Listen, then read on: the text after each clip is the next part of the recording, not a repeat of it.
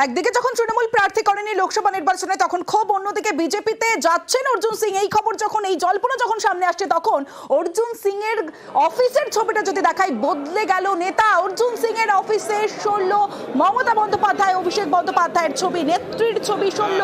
অর্জুন সিং এর অফিসে ফের বসলো নেতার ছবি।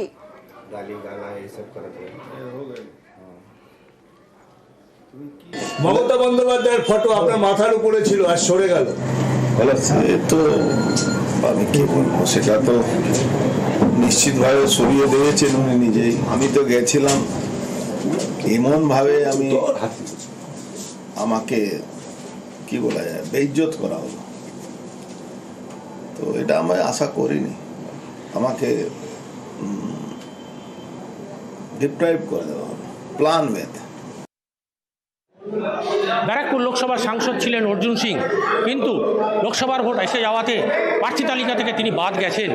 তারপর কিন্তু এই দেওয়ালে, এই অর্জুন সিং যেই ঘরে অফিস, সেই অফিস ঘরে কিন্তু এখানে মমতা বন্দ্যোপাধ্যায়ের একটা বড় ছবি লাগানো ছিল এবং ঘরে বিভিন্ন জায়গায় ছিল মমতা বন্দ্যোপাধ্যায়ের ছবি।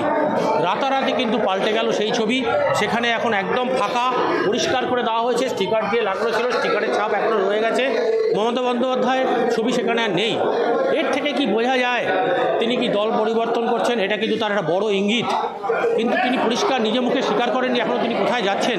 তবে তার বডি ল্যাঙ্গুয়েজ, তার কথাবার্তায় কিন্তু পরিষ্কার তিনি বিজেপিতেই যোগদান করছেন। শুধু সময়ের অপেক্ষা। ভাটপাড়া থেকে অরুণ ঘোষ, নিউজ 18 বাংলা।